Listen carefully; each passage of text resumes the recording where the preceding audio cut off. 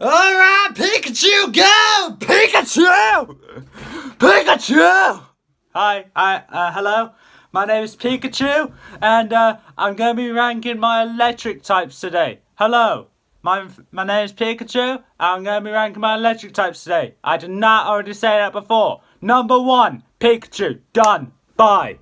Yeah, guys, I got a tail. Yeah, I got a tail. How does that make you feel? Ha! Electric types, yes. Hey guys, it's Adam from the Dimensional Gaming Squad here, bringing you my top 10 favourite electric type Pokemon. I wore this because I had a plushie of Pikachu, but I actually can't find it. And because I wanted to do something related to the electric type, since they're an iconic type, I thought, why not wear a onesie? This was a bad idea. I knew it was, but for some reason I'm sticking to it now. There's really no turning back, so I really can't bother to re-record this. So, yeah, welcome to a new video. This is electric types, and there's a hole here. Oh. It has a whole lot of style. Whole lot of style. Yeah, let's start this already. This is my opinion. So, if your opinion is different, okay, do not have a go at me and say, "There, you are wrong with your opinion. This Pokemon should be number 1." But no, this is my opinion. That Pokemon is number 10. This one's number 1. Yeah. Your favourite Pokemon, your favourite electric type Pokemon may be at number 10. And if it is, good guess on me. But if it's not, I will not be surprised, because there's a lot of electric types out there. So let's get started with number 13. Well, with the honourable mentions, because I always do 3 honourable mentions. 13th place is Zeraora. And I forgot to turn off that light. That's why I'm having a bit of a bad background here. Hold on, let's turn that off. Kaboom. Pikachu. Pikachu, go! Number 13 is Zeraora. The newest electric type on this list. And I just realised Sword and Shield is coming out. All of these types lists have been sorted out before Sword and Shield. So no Pokemon for Sword and Shield will be there. I will say though, I have seen a glimpse of Galarian Lapras, and I'm so glad that exists, because now it's actually like the Loch Ness Monster. Thank you, God. Okay, so number 13, Zeraora. Newest Pokemon on the list. Haven't really had much time to get used to it. That is legendary, and I don't use many legendaries. But its design is amazing, and I don't think I've seen it in its movie. But it seems to play a prominent role like most legendaries in their movies, but hopefully this one won't be an asshole like Shaman. 12th place, Ampharos. I do not see how so many people like this Pokemon. It's okay, I guess. But at the end of the day, it is just... I'm not a big fan of it. Its design just looks a bit too bland in my opinion. Its Mega Evolution did look a bit weird to me at first, but then I was like, I'm kind of used to it now. So there we are. It's 12th place. 11th place is Kanto Raichu. Kanto Raichu. I prefer it more than a Alolan Raichu. But it's only here because I like the other electric types more. And Pikachu. I needed to have at least one of the Pikachu evolution here, so there it is, Kanto Raichu. Pikachu's not on this list. Okay, moving on to number... Raichu's also pretty useful in my opinion. Like, the longer you have it as a Pikachu, then you evolve it, the faster it'll be, and it can learn a whole array of moves like Dig, Thunderbolt, Double Team, Thunderbolt, yeah. 10th place, we have Heliolisk. Okay, hear me out. Heliolisk, I liked the design of when I first saw it. It was in my first Kalos run of X and Y. And it was actually proven to be a very useful member of the team, with its strongest electric move being Thunderbolt. And its weakest electric move being Parabolic Charge, with its other moves being Dark Pulse and Surf. I had a Greninja, but I didn't want to teach it Surf. So, yeah. But Heliolisk was probably wasn't the strongest member of that team, but it was a great member of that team regardless. Moving on to number 9, we have Dedenne. This one was never on a Kalos team. It wasn't on a Lola team. It wasn't on any team. But it's on this list because I hope this guy's watching this now. I got into a battle with someone back when Omega Ruby and Alpha Sapphire was a thing. He sent out a Rhyperia with full HP and the ability Sturdy. I sent out Dedenne. I used Grass Knot on it and it one-shotted the Rhyperia, which makes it really should not have happened because that Rhyperia had Sturdy and I one-shotted it without taking any damage. And ever since then I always loved Dedenne, and I have used it in other battles before, but it never stood up to that one battle, the first battle I used it in. I was so glad okay, this was kind of a bit of a weird time for us because we had most of the Pokemon. We just went through the PC boxes on each of our games and we had to pick 6 Pokemon for us to use. One had to be a Pokemon that we liked, and we couldn't exactly lie because we all knew what our top 10 was, each of us top 10 was, so it had to be a Pokemon that was in our top 10. We pick 4 other random Pokemon, and then the last Pokemon we had to pick from their top 10. And we always knew which one was their top 10 because we always had a list on each of our phones that go like, okay, so Brandon's top 10, okay, let's give him Umbreon. And from my top 10, let's give him Garchomp. I did not do that because back then Garchomp was not in my top 10. But it was a Pokemon that I liked, it just wasn't in my top 10. I believe I gave him probably a Sceptile. I'm not sure what I gave him, but it made me lose the battle, so okay. Moving on to Dedenne was picked by a friend of mine. I can't say what his name is, but he knows who I'm talking about when I say I one-shot his Rhyperia. He chose Dedenne for me, and he regretted that choice dearly. Number 8 is Emolga. Okay, another Pikachu clone. This one's my favourite out of all the Pikachu clones.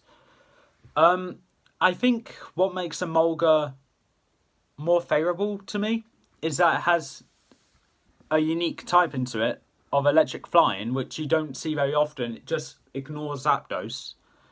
But I had some good experience with it as well, because it's always been that fast getter-outer. So, normally, I would give it U-turn, Volt Switch, Thunder Wave, stuff where it can avoid getting hit. Maybe another move which can force you to switch out or make the opponent flinch. But the plan never really works out for me unless I use the Volt Switch or U-turn, because I always happen to outspeed there. I do damage, get out, go back in a few minutes later, do that again, and basically like roulette. It's more well known to the gym leader Elisa in Black and White, just Black and White 1, where she had 2 Emolgas, which at the rate of where you were in the game are probably one of the fastest Pokemon you'll see. As always, Volt Switch, Volt Switch, Volt Switch, Volt Switch, unless you had a ground type. Then they'll just switch out, losing the turn. But it was really annoying, but I loved that battle so much, and I thought, hey, I could use that. It never really worked out for me though, so... But it still remained one of my favourite Pokemon. Unfortunately, it just didn't get used as much with that strategy that I wanted, but it has worked a few times. Number 7, I have the highest ranking legendary in this list, Zekrom. Zekrom to me has always looked like that most badass Pokemon I've ever seen. When I first saw Black and White, like the posters for Black and White, I was a bit skeptical. But then I saw Zekrom, I was like, oh my god, this thing looks amazing.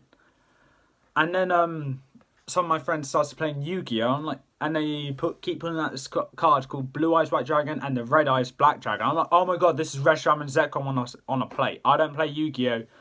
But I know those cards, and they always remind me of Reshiram and Zekrom. I always prefer Zekrom more than Reshiram, though.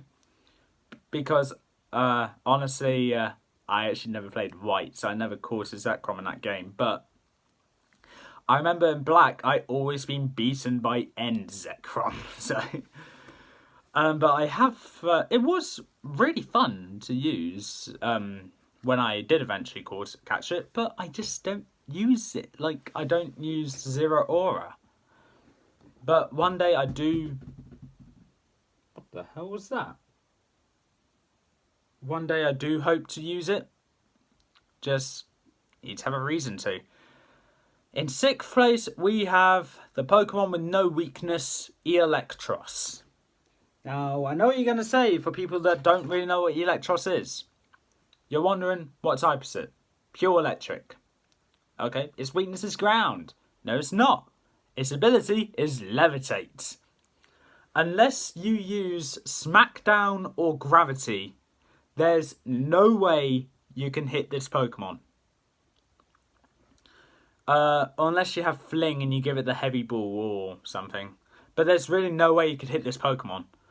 And it isn't really known for its amazing stats. It's just known for its really good ability. And the fact it has no weaknesses then. Because you rarely see someone using Smackdown or Gravity. So, Eelektross. Great Pokemon. Its stats are just really bad. I have used it a few times, but... This is absolutely hilarious. I've actually never been able to take out a Pokemon with it, though. But especially the people that don't read the text. I'm talking about Reese here. I don't care if he's going to get mad at me. But every time he's gone against this Pokemon, he's always used Earthquake the first 2 times when it goes out. Let's say he sends out a Salamence. I send out Eelektross. He uses Earthquake the first 2 times. So why is it not doing anything? I'm like, if you read, maybe you'll know. But he has figured it out, but he still does it. And that just goes to show how easy Reese is to beat some Pokemon. But I will have to give him credit, though. There are some points in Pokemon battles where he is kind of hard to beat. But if you have a good strategy, you'll be fine. Number 5 is Electivire. Okay, this one is basically like the lore. You have to have this Pokemon on this list. Electivire. There's really nothing negative about Electivire. It had a great rivalry. I can't say the word correctly, but it had a great one of that with Infernape in the anime. I always liked it. It has a very diverse moveset, and its design is amazing. It's a great improvement from Electabuzz. But its ability will only work if you're in a double battle with a teammate who's weak to electric.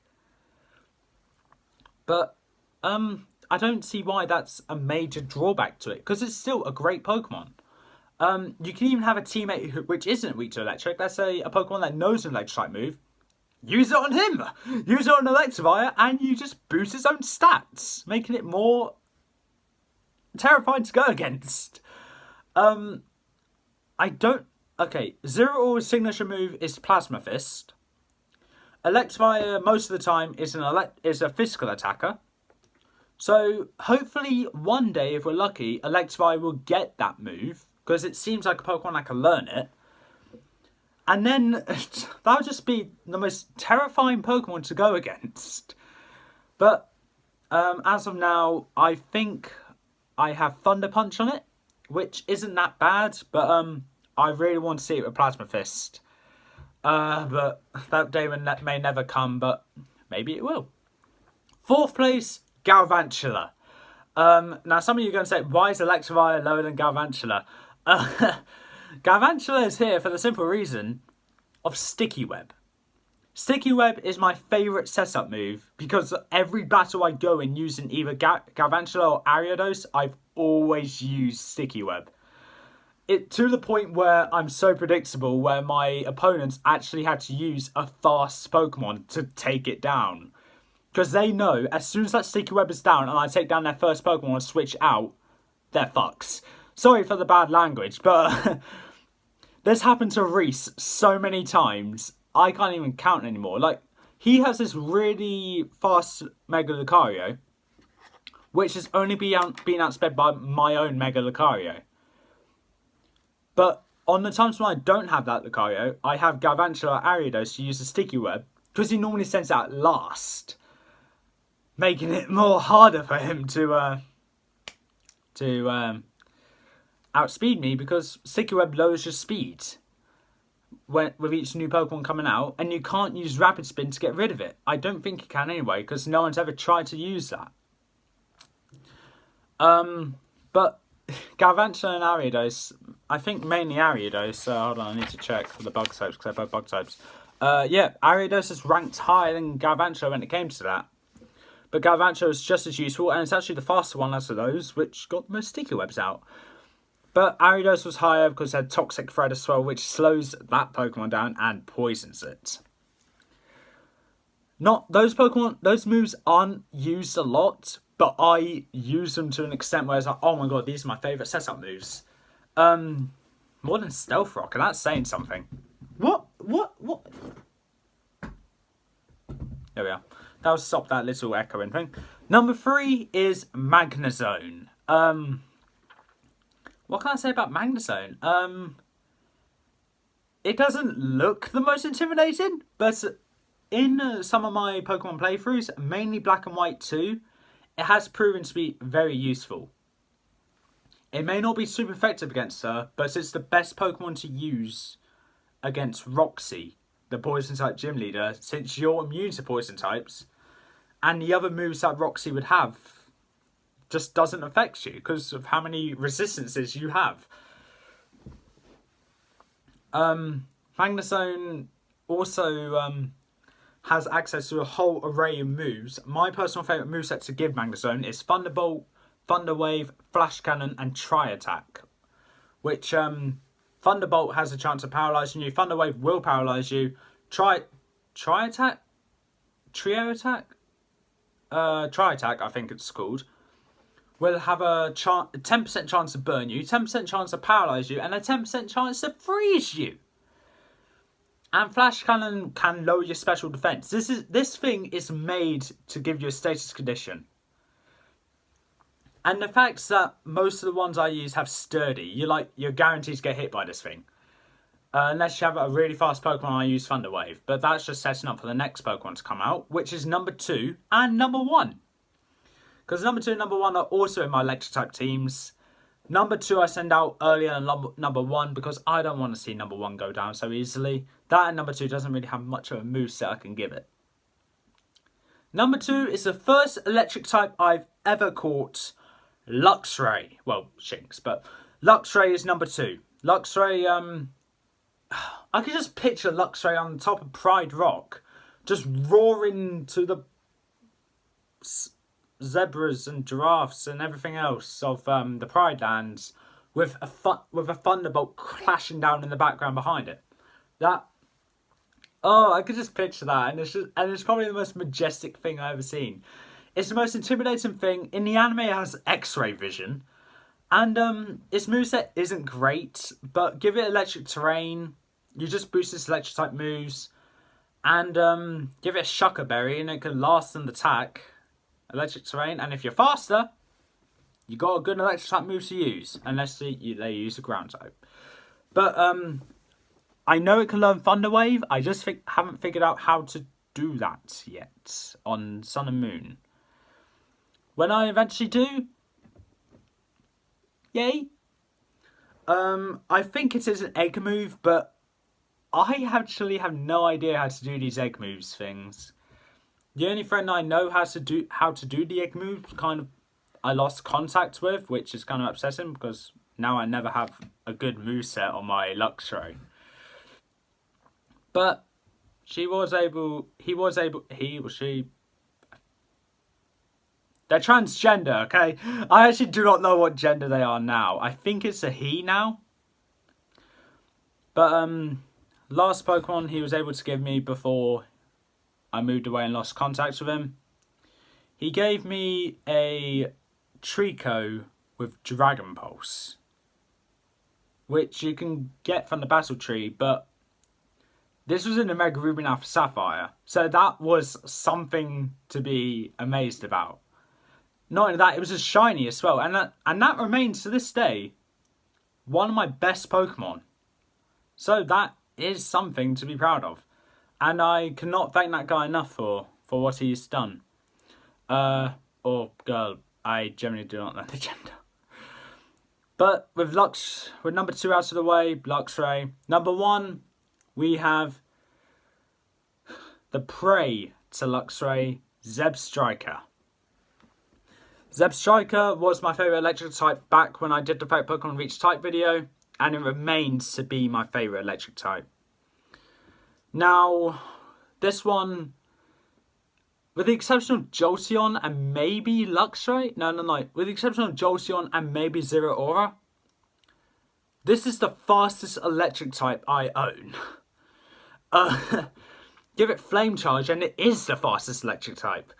But with this Pokemon, you have access to a rather limited moveset. But if you give it a good amount, if you give it a good one, it can be a formidable foe. Like, let's say, give it a Shucker Berry, and then give it Wild Charge, Thunder Wave, Stomp, and Flame Charge. You will paralyze your opponent with Thunder Wave, and if you're lucky, it won't get paralyzed. It will get paralyzed. Use Stomp a few times to flinch it, making it more infuriating for the opponent. Or if it's a Pokemon that you're confident you could take down, use Wild Charge. And Flame Charge is just there to raise your speed to make it even harder for your opponent to outspeed you. I remember Reese's Lucario. This is when the Sticky Web was up as well. I used Thunder Wave on it. Couldn't hit me. I then continued to use Flame Charge once to boost my attack to assure myself I would not get hit. Paralyzed again. I didn't use Stomp because I had it in a focus and I knew that. So I just used Wild Charge. Dead. So that's how that battle went. It was probably one of the luckiest battles on my part. But it was... I wouldn't probably never see a battle like that happen again. There are other battles I had where a comeback happens. But I already said the best battle I had was with a Leavanny taking down a bunch of legendaries. But Zebstrika wasn't in these close battles, but it was in a battle where I can say earned it the best Pokemon belonging to the electric types. It's been in so many battles where I used pure electric types, whereas other people used a whole team of different types. Mainly with Reese and Brandon, Zebstrika rarely lets me down. It's gone so much up to the fact where it just outclasses its team. And with another Zebstrika, which I had from Black and White, I transferred it over to X and Y, then transferred it over to Sun and Moon, and it's never let me down since. And I remember I put it in a team, which is a multi-type team, but goes along with the gym challenge thing, which I mentioned in a few other videos I did. This Zebstrika isn't the strongest in that team, but it does remain to be a formidable foe. Basically guaranteeing an outspeed using Thunder Wave or Stomp, and then Flame Charge just to raise the speed up again to make it harder for you to outspeed. Most of the time, my opponents do get outsped by Zebstrika, but mainly with Reese and Lucas once or twice, they never really understood why Zebstrika keeps outspeeding. There's your answer. Thunderwave, Stomp, Flame Charge, and Sticky Web every now and then. It's basically a guarantee to outspeed your opponent with Sticky Web mainly. Ask Reese, Lucas. But with that being said, that's my ranking of the electric types. I could finally take off this onesie, because I won't need it for the next type. And with that being said, that is all for this time. If you liked what you saw, leave a like, leave a comment, don't forget to subscribe. Press the notification bell down in the corner below. I hope your experience with this list was as shocking as mine was. And please feel free to leave your top 5, top 3, or top 10, maybe, in the comments below. I know I said that wrong. But I'll see you next time.